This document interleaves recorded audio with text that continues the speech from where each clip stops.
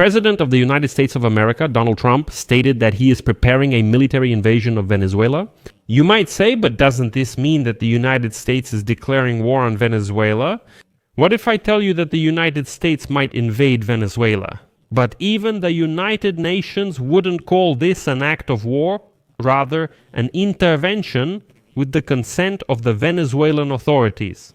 It sounds crazy because Donald Trump doesn't just want to invade Venezuela but also overthrow its leader, Nicolas Maduro. So, how can the United States invade and overthrow the leader? And no one in the civilized world will call it a war. In this episode, we will break down all the intricacies of this real multi-step plan.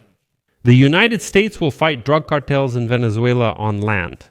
Donald Trump made such a loud statement the day before, which in fact means a threat of direct military invasion of this country. This immediately provoked a response from the self-proclaimed president of Venezuela, Nicolas Maduro, who has already issued a mobilization order and begun preparing the civilian population for war.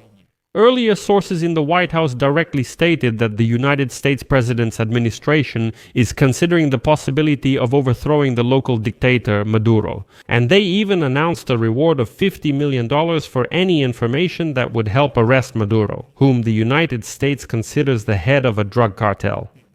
Until today, the United States had only attacked several ships in the waters of the Caribbean Sea. But in Venezuela, even under the pretext of fighting drug cartels. This is still an intervention that violates international law and essentially means a declaration of war. But Trump has a trump card that will allow him to invade, carry out a military operation, maybe even overthrow Nicolas Maduro, and no one in the civilized world will call it a war. Get ready, this is a real detective story. My name is Alexei Pechi. Today is October 1st on the calendar. And before we start this episode, I want to remind you that on this YouTube channel, several news analysis stories about events around the world are released every day. So that you stay up to date with absolutely all the news, I recommend subscribing to this YouTube channel, and I ask you to like and leave any comment under this episode.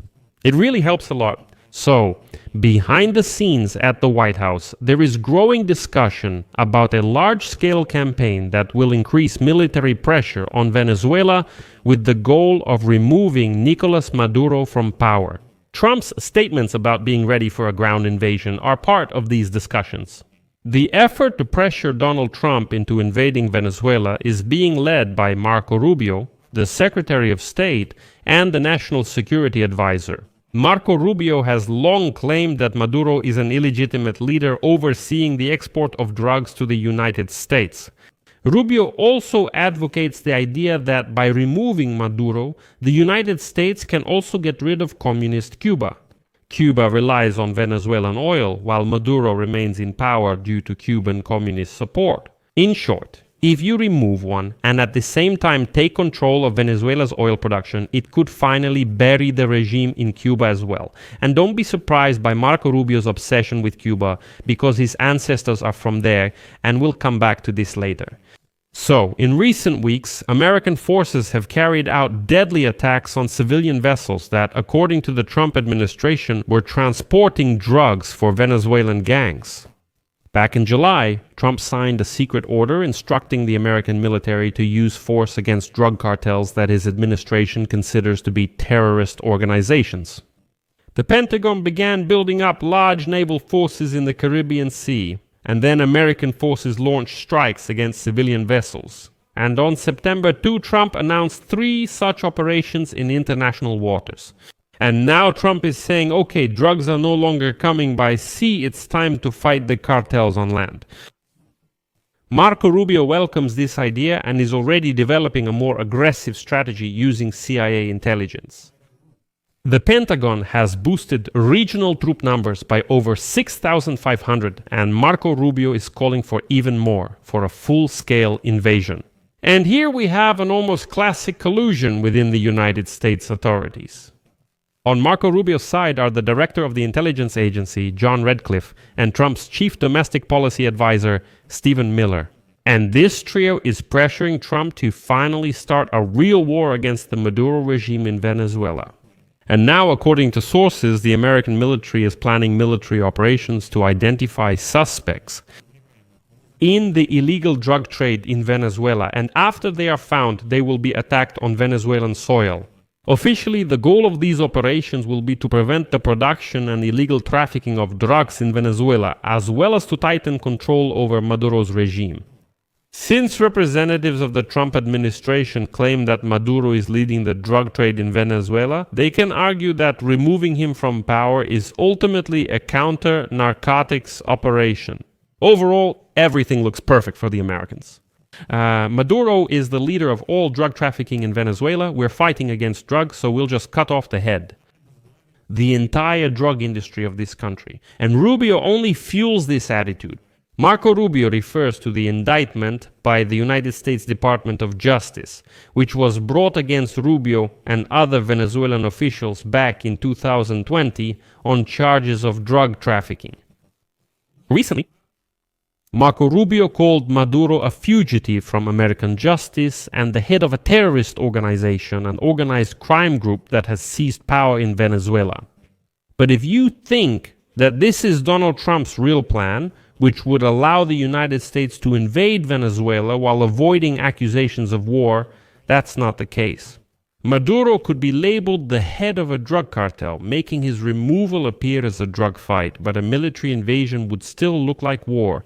Yes, the United States has listed reasons for invasion, including removing Maduro because Venezuela traffics drugs, and in the United States, Maduro is seen as a drug cartel and terrorist leader. That's all, but even these motives raise questions. An invasion of troops is war, no matter how you look at it, no matter how you try to justify it. And this is where things get really interesting. In 2024, another presidential election was held in Venezuela. The paper ballot count showed opposition candidate Edmundo Gonzalez won. Maduro dismissed the election results and blamed the opposition for harming the people. The court issued warrants for their arrest, and Maduro declared himself the winner of the elections and therefore retained the presidency.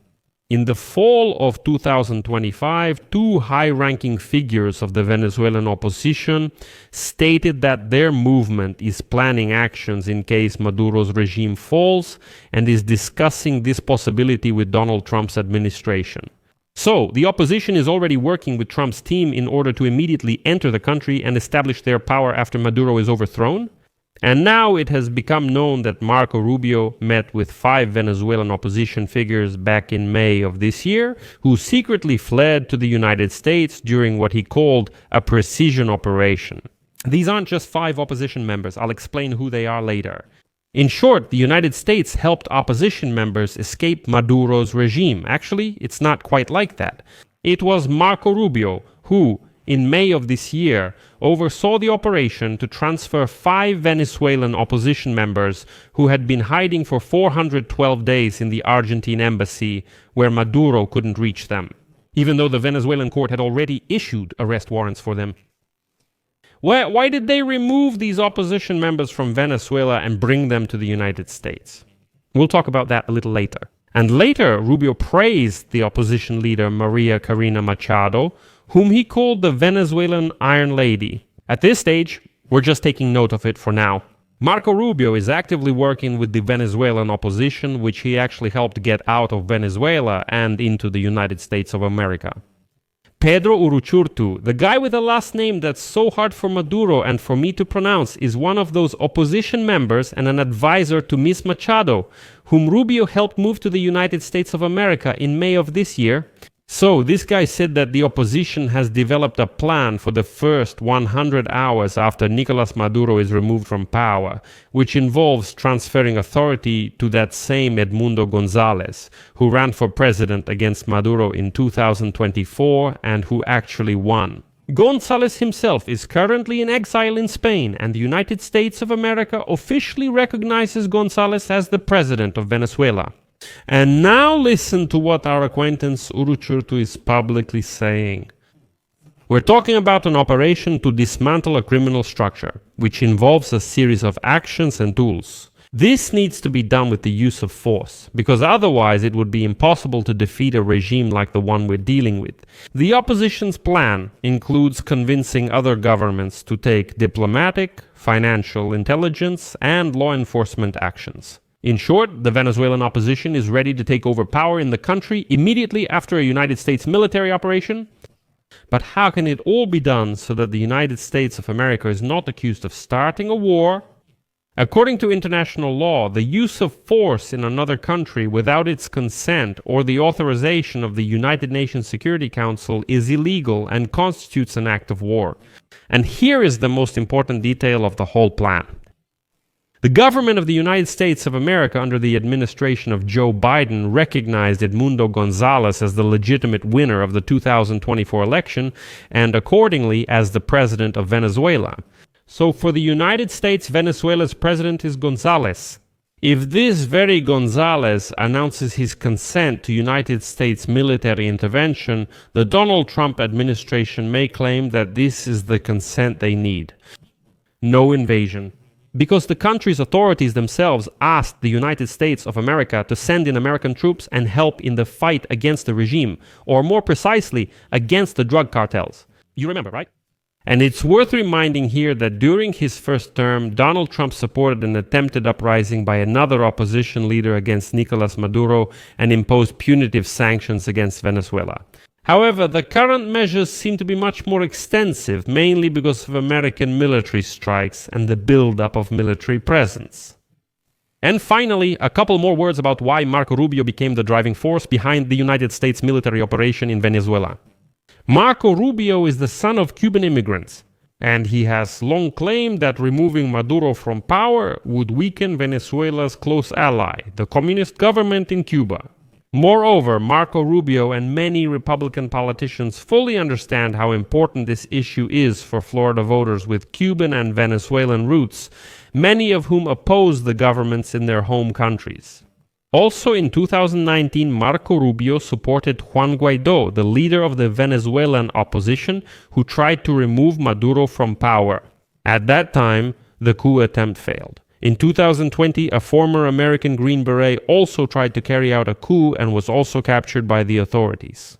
That's why now both Marco Rubio and Donald Trump seem determined to finally close this chapter of history related to Nicolas Maduro. And as you can see, all the legal aspects are already tied to this. I'll leave it at that.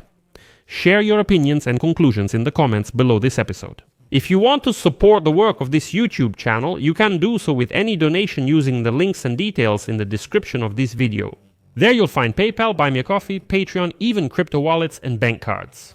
The description says to support Alexei Pichi's YouTube channel in any convenient way. I appreciate any support you can give. That's all for now. Take care. Goodbye, everyone.